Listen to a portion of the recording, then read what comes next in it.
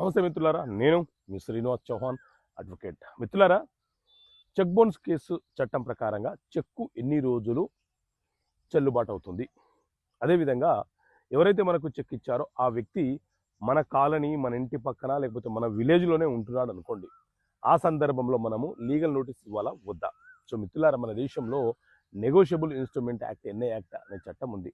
ఈ చట్టం ప్రకారంగా మనము చెక్ బౌన్స్ కేసులు ఫైల్ చేస్తుంటాము.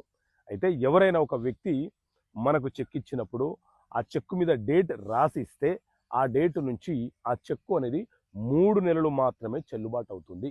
3 నెలల తర్వాత ఒక్కరోజు దాటినా ఆ చెక్కు అనేది వ్యాలిడిటీని కోల్పోతుంది. అది రద్దు చేయబడుతుంది, అది క్యాన్సిల్ అయిపోతుంది, అది చెల్లుబాటు కాదు. అదేవిధంగా మనకు చెక్ ఇచ్చిన వ్యక్తి కనుక మనం ఉంటున్న ఊర్లోనో, మన పక్క వీధిలోనో లేకపోతే మన ఇంటి పక్కనో నివసిస్తున్నాడు అనుకోండి. ఏ సందర్భంలోనైనా సరే ఎన్ఐ యాక్ట్లోని సెక్షన్ 138 సబ్సెక్షన్ బి ప్రకారంగా ఖచ్చితంగా అడ్వకేట్ ద్వారా అతని చెక్కు బౌన్స్ అయిందన్న విషయాన్ని తెలియపరుస్తూ లీగల్ నోటీసు పంపించాలి. అది బై రిజిస్టర్ పోస్ట్ ద్వారా పంపించవచ్చు, లేదా బై స్పీడ్ పోస్ట్ ద్వారా పంపించవచ్చు, లేదా కొరియర్ ద్వారానైనా పంపించవచ్చు. కానీ ఖచ్చితంగా లీగల్ నోటీస్ పంపించిన తర్వాత మాత్రమే మనము చెక్ బౌన్స్ కేసు ఫైల్ చేయాలి. పక్కనే ఉన్నాడు కదా అని చెప్పి హ్యాండ్ ఓవర్ చేసి వాళ్ళ ఇంటికి వెళ్ళి ఇవ్వడం లాంటివి చేస్తే ఆ నోటీసు చెల్లుబాటు కాదు. ఓకే మిత్రులారా, థ్యాంక్ యూ.